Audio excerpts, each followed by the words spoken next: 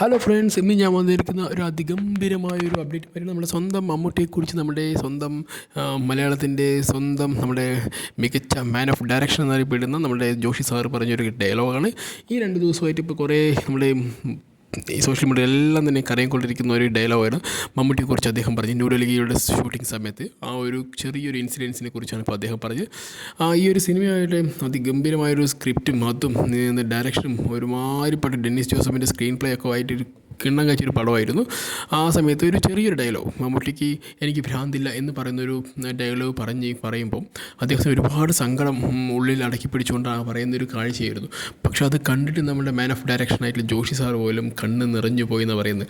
ആ കണ്ണ് നിറഞ്ഞതിന് അദ്ദേഹത്തിന് അവിടെ നിന്നുകൊണ്ടൊന്നും ഒരിക്കലും അടങ്ങാതെ അദ്ദേഹം ഓടിച്ചെന്ന് നമ്മുടെ സ്വന്തം മെഗാസ്റ്റാറെ കെട്ടിപ്പിടിച്ച് അദ്ദേഹത്തിൻ്റെ ആ ഒരു സന്തോഷം അവിടെ എന്താ പറയുക, അങ്ങനെ പ്രകടിപ്പിക്കാനായി അദ്ദേഹത്തിന് തോന്നി എന്നൊക്കെയാണ് അദ്ദേഹം പറയുന്നത്. കാരണം വളരെ ഗംഭീരമായൊരു സിനിമ തന്നെയായിരുന്നു നമ്മുടെ സ്വന്തം ന്യൂഡൽഹി പറയുന്നത്.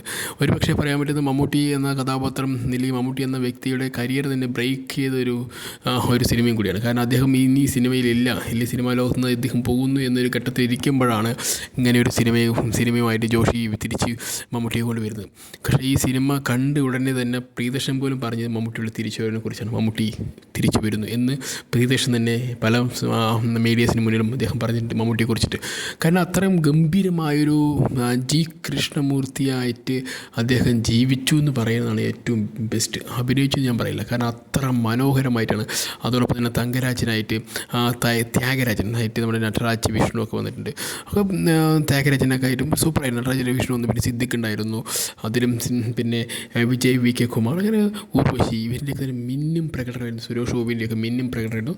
എല്ലാവരെയും കൂടി പറയുന്ന ഒരു കോമ്പിനേഷനാണ്. കാരണം ദേവനഗറിൽ അഴിഞ്ഞാടി എന്ന് പറയുമല്ലോ, വിജയരാഘവനായിട്ട് എല്ലാവരും തന്നെ കിണ്ണം കാച്ചി റോളാണ് ചെയ്തു കൊടുക്കുന്നത്. കാരണം ഇതിൻ്റെ ഒരു കൂട്ട് തന്നെയാണ്. കാരണം ആ ഒരു സിനിമയുടെ ഫുൾ പ്ലോട്ട് എടുക്കുകയാണെങ്കിൽ നമ്മളെ ആവേശഭരിതരായിട്ട് ഇങ്ങനെ മുൾമുനിവ് നിർത്തുന്നത് തലസ്ഥാനത്ത് വെച്ചിട്ടാണ് ഈ സിനിമയെല്ലാം ചെയ്തിരിക്കുന്നത്.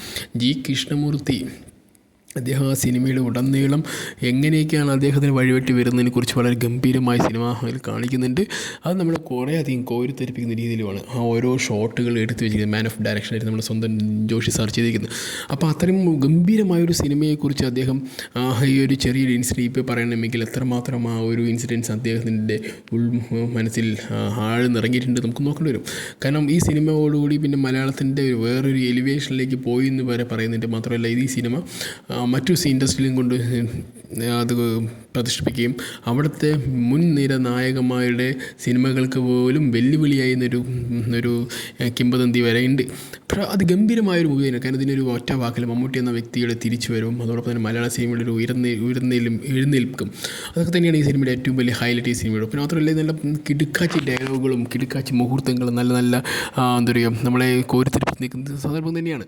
അപ്പോൾ ഇതിനും ഒരു ഡയറക്ഷൻ എന്ന് പറഞ്ഞ് നമ്മുടെ ഇദ്ദേഹത്തിന് കഴിച്ചിട്ടേ വേറെ ആളുള്ളൂ എന്ന് പറയുന്ന രീതിയിലേക്ക് ഇദ്ദേഹം ഈ നമ്മുടെ ജോഷി സാറ് വേറെ രീതിയിലേക്ക് മാറി. കാരണം ജോഷി സാർ മമ്മൂട്ടി എന്ന് പറയുന്നത് ഒരു വലിയൊരു ഹിറ്റ് കോംബോ ആണ്. പല സിനിമകളും അങ്ങനെ തന്നെ. ജോഷി സാറായിട്ടുള്ള അദ്ദേഹത്തിൻ്റെ മൂവീസ് നോക്കുകയാണെങ്കിൽ എല്ലാം കിടുക്കാച്ചിയാണ്. അന്നത്തെ കാലത്ത് ഇതിൻ്റെ സിനിമയുടെ ബഡ്ജറ്റ് എന്ന് പറയുന്നത് 29 ലക്ഷമായിരുന്നു. 29 ലക്ഷം എന്നൊക്കെ പറയുമ്പോൾ അന്നത്തെ കാലത്ത് 1987 വരുമ്പോൾ ഇന്നത്തെ പല കോടികളുടെയും മുതലാണെന്ന്. പിന്നെ ഇതിന് IMDb തന്നെ 7.8 ആയിരുന്നു റേറ്റിംഗ് കിട്ടിക്കുന്നത്. ഈ മൂവി നിങ്ങൾക്ക് കാണണമെങ്കിൽ ഇപ്പോൾ നിങ്ങൾക്ക് നമ്മുടെ ആമസോൺ പ്രൈം വീഡിയോയിൽ കാണാൻ പറ്റും. അങ്ങനെ ഇതിൻ്റെ ആ ഒരു സത്യപ്പഴും അല്ലെങ്കിൽ ആ ഒരു വീര്യം ഇപ്പോഴും ഇറങ്ങിപ്പോയിട്ടില്ല പലരുടെയും മനസ്സിൽ നിന്ന്. കാരണം അത്രമാത്രം ഗംഭീരമായൊരു റോളാണ്. കാരണം ആ ഒരു ചില സമയങ്ങളിലൊക്കെ ഇതിൻ്റെ ഈ പ്രസൻറ്റിലൊക്കെ എന്ന് വെച്ചാൽ ജയിലിലേക്കുള്ള സീൻസൊക്കെ ഉണ്ടല്ലോ, അതൊക്കെ തന്നെ പറയുമ്പോൾ ശരിക്കും ഒരു രക്ഷയിലെ സാധനം. കാരണം അമ്മാതിരി സിനിമ ഷോട്ടാണ് ഓരോന്ന് എടുത്തു വെച്ചിരിക്കുന്നത്.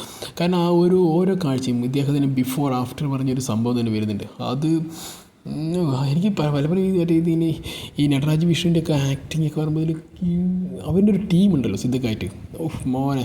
പിന്നെ ഇതിന് അവർക്ക് പഴിയാന്നാലും ഇതിനൊക്കെ അവർക്ക് റിവഞ്ചൊക്കെ ചെയ്യുന്ന രീതിയൊക്കെ ഉണ്ട്. ദേവനൊക്കെ പറയുമ്പോൾ അന്ന് നിൽക്കുന്ന ഏറ്റവും ടോപ്പിൽ നിൽക്കുന്ന ഒരു വില്ലനായിക്കോട്ടെ എല്ലാ ക്യാരക്ടറും അദ്ദേഹം എടുത്ത് നിൽക്കുന്ന ഒരാളാണ്.